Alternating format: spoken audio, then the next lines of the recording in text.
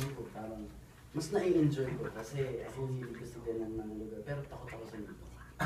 Pero minsan pag nakakaramdam ako, mas biglang, ewan ko, ng tao, parang mas gusto kong makita. Kaya may nakita ako sa peripheral ko, parang tititignan ko pa naman ito. Kung wala sa kanin, nilalabas ko. Dinidare mo pa? So, hindi ka takot? Hindi yung stuck alis, hindi parang gusto ko pag tignan naman ito. Bago tumakbo, gusto ko ba makita? Okay. Sino pa ang mga kasama niyo sa pelikula nito? Si ano po, si Paula Miguino, siya yung nagdayaw, si Miles, si CJ, Dominic Roque, tsaka si Michelle. Tsaka si Matet po. Matet is the film. Imbitahan mo ang sabay na supportahan ito. Ayun, hello po sa inyo lahat. Sana po, unahan niyo pong panoorin ng Pagpagsyam na Buhay ngayong December 25. Okay. Supportahan po natin ang pelikulang Pilipino at ang Metro Manila Film Festival, di ba? Yes or no lang, naniniwala ka ba sa magic? Yeah. Naniniwala ka ba sa life after death? Hindi ko pa po. Naniniwala ka ba sa mga aliens? Yeah. Naniniwala ka ba sa mga duwende? Yeah. Naniniwala ka ba sa Himala? Yeah. Naniniwala ka ba, DJ, sa Destiny? Yeah. Naniniwala ka ba sa Chula? Yeah. Mahal mo ba si Catherine? Wala ko nabasa ko Nabulit ko, mahal mo ba si Catherine? Hindi ko po pwedeng, kailangan pa natin i-siguraduhin. Christmas naman. Ano ang ibig sabihin nun? Kailangan pa nating siguraduhin. Kasi 8 ka na. Hirap pa po pagkatapos sa akin. Basta alam ko po ngayon talaga, importante si Catherine sa akin. Napapag-usapan niyo ito? Yung mahal-mahal ho. Mahal-mahal, yung mga relasyon. Parang sa mga interview na po kami nagkakabistuhan. Pero pag kayong dalawa hindi. Hindi ho, nakakaya. Pero pag sigurado na ho, pwede na ho siguro. Pero alam mo, Daniel, ang natutunan ko sa buhay, hindi naman, ang natutunan ko sa buhay, hindi naman lahat dapat sigurado. Hindi totoo. Parang lalo na pagdating sa pag-ibig, minsan kinakailangan din, di ba? Parang may gap ka eh. Hindi naman sa basta-basta mo na lang papasukin. Pero may instinct ka eh. Di ba? Ramdam lang talaga. May instinct ka. Pero hindi ko sinasabi sundin mo. Kanya-kanya tayo na. Napakagandang bata. But are you surprised na ganoon kainit ang tanggap sa inyong dalawa ng mga fans? Opo, kasi wala naman po tayong alam or nararamdaman na sa sarili natin na sigurado gusto di ba? Ganun. So talagang yung thought lang na biglang gusto ko ng mga tao. Bakit ba? Nakaka-humble din, di ba? Kasi talaga, suporta sa inyo sa Got to Believe. Tapos nandun ako nung nag-perform kayo sa ABS-CBN Christmas Special. Iba eh.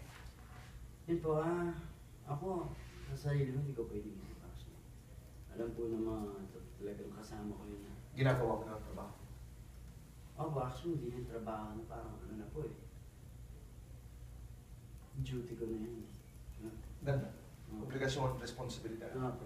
Dahil yan ang utang natin doon sa mga taong sumusuporta sa atin. Pasko, kumusta? Ano ang plano? Kami ni Mama sa bahay pa. Sa daan lang po ako kay Papa. Tapos, yun, basta family lang. Catherine? Catherine, hindi ko pa po. Andito yun. Dumaan ako sa ayun, baka dumaan lang po ako sa bahay nila. Sa Pasko rin? Pero wala po yung rest ng Christmas. Talaga?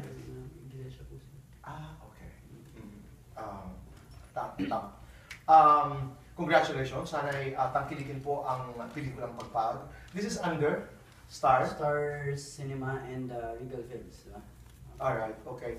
Isa po ito sa 7 pelikula mga kaibigan na kalahok ng Metro Manila Film Festival. Sana'y suportahan po natin lahat ang pelikula at ang Pagpag at ang pelikulang Pilipino.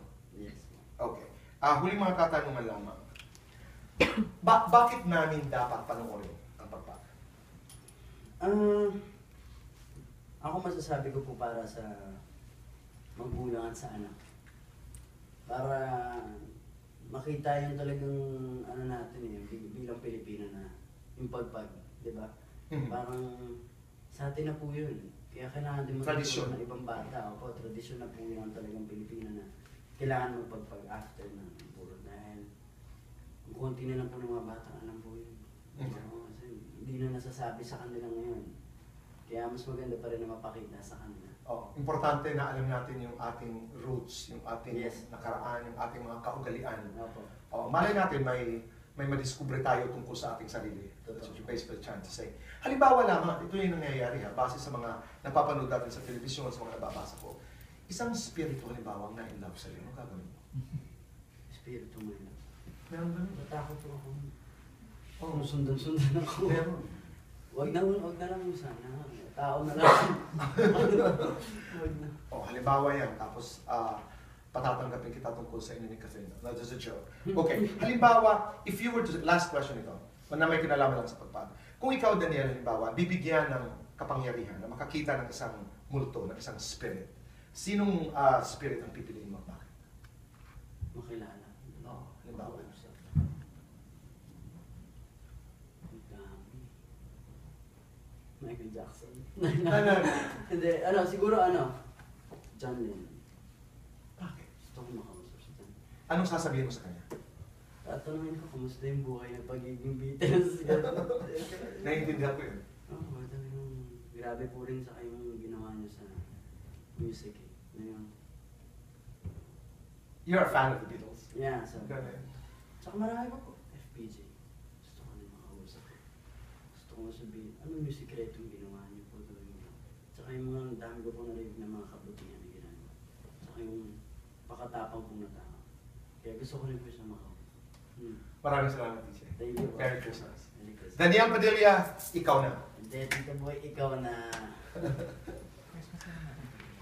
Ang ganda naman ng choices nito. Ang ganda.